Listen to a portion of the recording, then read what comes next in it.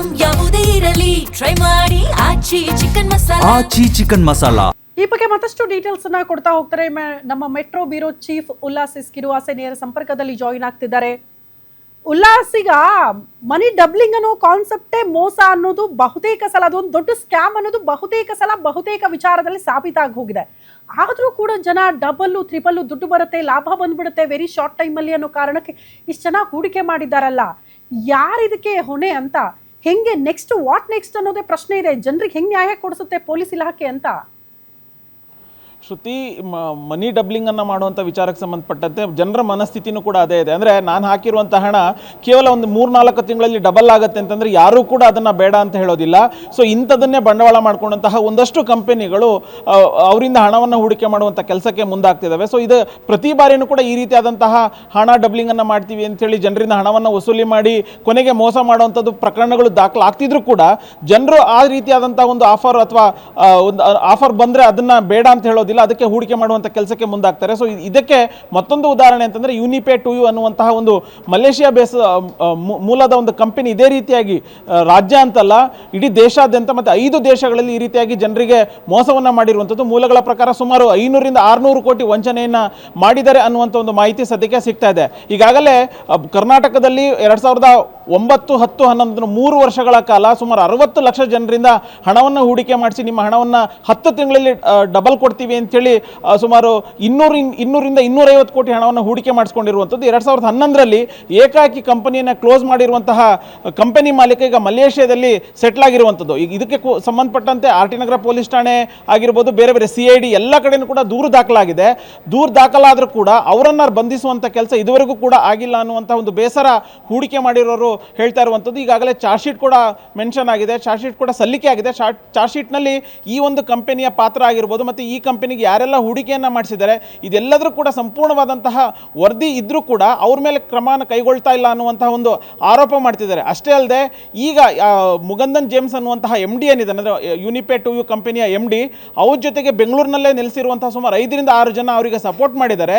ಅವರು ಕೂಡ ಕೈಗೆ ಸಿಗ್ತಾ ಇಲ್ಲ. ಇಲ್ಲೇ ಬೆಂಗಳೂರಾಗಿರ್ಬೋದು, ಬೆಂಗಳೂರಿನ ಹೃದಯ ಭಾಗದ ಸುತ್ತಮುತ್ತಲಿನ ಅವ್ರ ಜೀವನವನ್ನು ನಡೆಸ್ತಿದ್ದಾರೆ. ಆದರೂ ಕೂಡ ಅವರನ್ನು ಬಂಧಿಸುವಂಥ ಕೆಲಸ ಪೊಲೀಸರು ಮಾಡ್ತಾ ಇಲ್ಲ ಅನ್ನುವಂಥ ಒಂದು ಆರೋಪವನ್ನು ಹೂಡಿಕೆ ಮಾಡಿದವರು ಮಾಡ್ತಿದ್ದಾರೆ.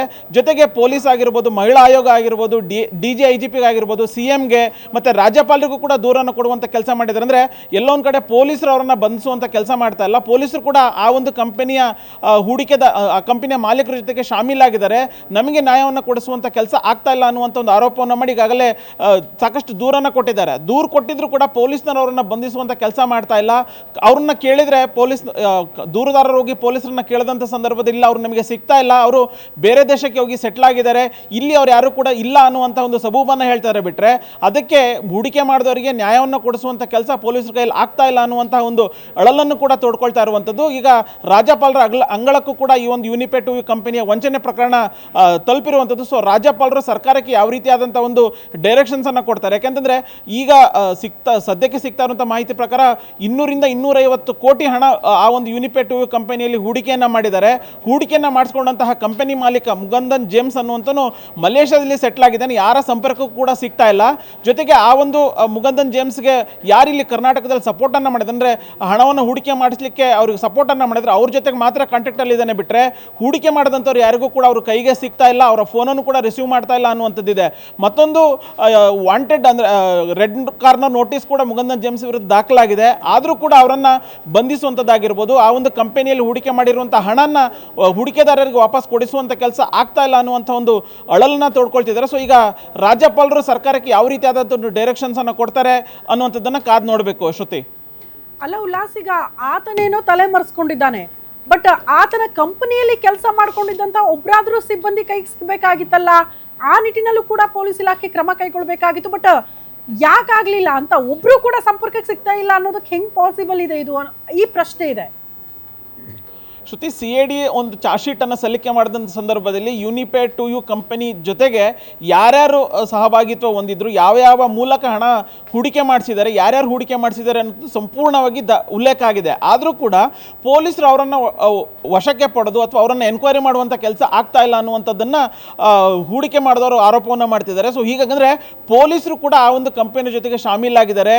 ಆ ಕಂಪನಿಗೆ ಸಪೋರ್ಟ್ ಮಾಡಿದಂತಹ ಒಂದಷ್ಟು ಸದಸ್ಯರಾಗಿರ್ಬೋದು ಮತ್ತು ಆ ಕಂಪನಿಯ ಮ್ಯಾನೇಜ್ಮೆಂಟ್ ಲೆವೆಲಲ್ಲಿ ಇದ್ದಂಥವ್ರು ಬೆಂಗಳೂರಿನಲ್ಲೇ ಇದ್ದರೂ ಕೂಡ ಅವರನ್ನು ಎನ್ಕ್ವೈರಿ ಮಾಡಬೇಕಾಗಿತ್ತು, ಮಾಡ್ತಾ ಇಲ್ಲ. ಕಾರಣ ಏನಂತಂದರೆ ಅವರು ಕೂಡ ಈ ಒಂದು ಅಕ್ರಮಕ್ಕೆ ಪೊಲೀಸ್ನವರು ಆ ಕಂಪನಿಯ ಜೊತೆಗೆ ಶಾಮೀಲಾಗಿದ್ದಾರೆ ಅನ್ನುವಂಥ ಒಂದು ಆರೋಪವನ್ನು ಮಾಡ್ತಿದ್ದಾರೆ. ಅಂದರೆ ಪೊಲೀಸರಿಂದ ನಮಗೆ ಯಾವುದೇ ರೀತಿಯಾದಂಥ ನ್ಯಾಯ ಸಿಗ್ತಾ ಇಲ್ಲ ಅಂತಲೇ ಅವರು CM ಆಗಿರ್ಬೋದು ಮತ್ತು ರಾಜ್ಯಪಾಲರಿಗೆ ದೂರನ್ನು ಕೊಟ್ಟಿರುವಂಥದ್ದು. ಯಾಕೆಂದರೆ ನಮಗೆ ಪೊಲೀಸರ ಮೇಲೆ ನಂಬಿಕೆ ಇಲ್ಲ.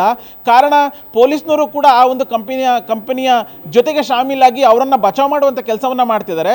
ಸೊ ನಮಗೆ ನ್ಯಾಯ ಬೇಕು, ನಾವು ಹೂಡಿಕೆ ಮಾಡಿರುವಂಥ ಹಣ ಏನಿದೆ ಅದು ವಾಪಸ್ ಬರಬೇಕು ಅಂತಂದರೆ ನಮಗೆ ರಾಜ್ಯಪಾಲರು ಮತ್ತು CM ಮೂಲಕನೇ ಮಾತ್ರ ನಮಗೆ ಸಾಧ್ಯ ಅನ್ನುವಂಥ ಒಂದು ನಂಬಿಕೆಯನ್ನು ಇಟ್ಕೊಂಡು ಈಗ ರಾಜ್ಯಪಾಲರಿಗೆ ಮತ್ತು CMಗೆ ದೂರನ್ನು ಕೊಟ್ಟಿದ್ದಾರೆ. ಅಷ್ಟೇ ಅಲ್ಲದೆ ಮಹಿಳಾ ಆಯೋಗಕ್ಕೂ ಕೂಡ ಕೊಟ್ಟಿರುವಂಥದ್ದು. ಯಾಕೆಂತಂದರೆ ಮನಿ ಡಬ್ಲಿಂಗನ್ನು ಮಾಡ್ತೀನಿ ಅಂತೇಳಿ ಒಂದೊಂದು ಕುಟುಂಬ ಕನಿಷ್ಠ 2 ಕೋಟಿ 3 ಕೋಟಿ ಹಣವನ್ನು ಹೂಡಿಕೆ ಮಾಡಿರುವಂಥದ್ದು. ಆರಂಭದಲ್ಲಿ ಕಂಪನಿ 10 ತಿಂಗಳಲ್ಲಿ 11 ತಿಂಗಳಲ್ಲಿ ಅವ್ರು ಹೂಡಿರುವಂಥ ಹಣದ ಡಬಲ್ ಹಣವನ್ನು ಕೊಡುವಂಥ ಕೆಲಸ ಮಾಡ್ತು. ಸೊ ಹಾಗಾಗಿ ಎಲ್ಲೊಂದು ಕಡೆ ಕಂಪನಿ ಮೇಲೆ ನಂಬಿಕೆ ಬಂದ ನಂತರ ಇನ್ನಷ್ಟು ಹೆಚ್ಚಿನ ಸಂಖ್ಯೆಯಲ್ಲಿ ಹೂಡಿಕೆ ಮಾಡಲಿಕ್ಕೆ ಮುಂದಾದರು. ಆದರೆ ಇದನ್ನೇ ಬಂಡವಾಳ ಮಾಡಿಕೊಂಡಂತಹ ಕಂಪನಿ ಈಗ 100 ಕೋಟಿಯನ್ನು ಹಣ ಅಕೌಂಟಿಗೆ ಹಾಕಿಸ್ಕೊಂಡು ಈಗ ಸದ್ಯಕ್ಕೆ ಬೆಂಗಳೂರು ಆಗಿರ್ಬೋದು, ಇಡೀ ದೇಶಾದ್ಯಂತ ಇರುವಂತಹ ಕಂಪನಿಯ ಬ್ರಾಂಚಸ್ ಏನಿದೆ, ಆಫೀಸ್ ಏನಿದೆ, ಇವೆಲ್ಲವನ್ನು ಕ್ಲೋಸ್ ಮಾಡಿ ಈಗ ಮಲೇಷ್ಯಾದಲ್ಲಿ ಸೆಟ್ಲ್ ಆಗಿದ್ದಾರೆ. ಅದು ಪೊಲೀಸರಿಗೆ ಗೊತ್ತು. ಮಲೇಷ್ಯಾದಲ್ಲಿ ಕಂಪನಿ ಓನರ್ ಎಲ್ಲರೂ ಕೂಡ ಸೆಟ್ಲ್ ಆಗಿದ್ದಾರೆ. ಆ ಕಂಪನಿಗೆ ಸಪೋರ್ಟ್ ಮಾಡೋದಂಥವ್ರು ಬೆಂಗಳೂರಿನಲ್ಲಿದ್ದಾರೆ. ಅವರನ್ನು ಕರೆದುಬಿಟ್ಟು ಅವ್ರ ಮೇಲೆ ಆ್ಯಕ್ಷನನ್ನು ತೆಗೆದುಕೊಳ್ಬೇಕು. ಜೊತೆಗೆ ಅವ್ರ ಕಂಪನಿಯಲ್ಲಿ ಹೂಡಿಕೆ ಮಾಡಿದಂಥ ಹೂಡಿಕೆದಾರರ ಹಣದ ಪಾಲು, ಹಣದ ಶೇರ್ ಪರ್ಸೆಂಟೇಜ್ ಇಲ್ಲಿ ಬೆಂಗಳೂರಿನಲ್ಲಿರುವಂಥ ಒಂದಷ್ಟು ಜನರಿಗೆ ಹೋಗಿದೆ. ಸೊ ಅವರೆಲ್ಲ ಆಸ್ತಿಯನ್ನು ಮುಟ್ಟುಗೋಲು ಹಾಕೊಂಡು ನಮಗೆ ಬರಬೇಕಾದಂಥ ಹಣವನ್ನು ಕೊಡಿಸಿ ಅಂತ ಹೇಳ್ತಿದ್ರು ಕೂಡ ಪೊಲೀಸ್ನವ್ರು ಸಪೋರ್ಟ್ ಮಾಡ್ತಾ ಇಲ್ಲ ಅನ್ನುವಂತಹ ಒಂದು ಆರೋಪವನ್ನು ಮಾಡಿ ಈಗ ರಾಜ್ಯಪಾಲರಿಗೆ ದೂರನ್ನು ಕೊಟ್ಟಿರುವಂಥದ್ದು. ಶ್ರುತಿ. ಓಕೆ ಉಲ್ಲಾಸ್, ಧನ್ಯವಾದಗಳು ತಮ್ಮೆಲ್ಲ ಮಾಹಿತಿಗೆ. ಎನಿವೆ ಮತ್ತೆ ಒಂದು ಮಾತು ನೆನಪಾಗ್ತಾನೆ ಇರುತ್ತೆ, ಮೋಸ ಹೋಗೋರು ಎಲ್ಲಿ ತನಕ ಇರ್ತಾರೋ ಮೋಸ ಮಾಡೋರು ಅಲ್ಲಿ ತನಕ ಇರ್ತಾರೆ ಅಂತ. ಮನಿ ಡಬ್ಲಿಂಗ್ ಮಾಡ್ಕೊಡ್ತೀವಿ ಅನ್ನೋ ಕಾನ್ಸೆಪ್ಟೇ ಸ್ಕ್ಯಾಮು. ನಿಮಗೆ ಕೊಟ್ಟಂಗೆ ಮಾಡ್ಬೋದು ಸ್ವಲ್ಪ ದಿನ, ತದನಂತರದಲ್ಲಿ ನಿಮ್ಮ ದುಡ್ಡು ಇರಲ್ಲ, ಯಾವ ಲಾಭನೂ ಇರಲ್ಲ. ಹಂಗೆ ಡಬಲ್ ತ್ರಿಬಲ್ ದುಡ್ಡು ಬರೋದಿದ್ರೆ ಯಾಕೆ ಕಷ್ಟಪಟ್ಟು ದುಡಿಬೇಕು ಜನ?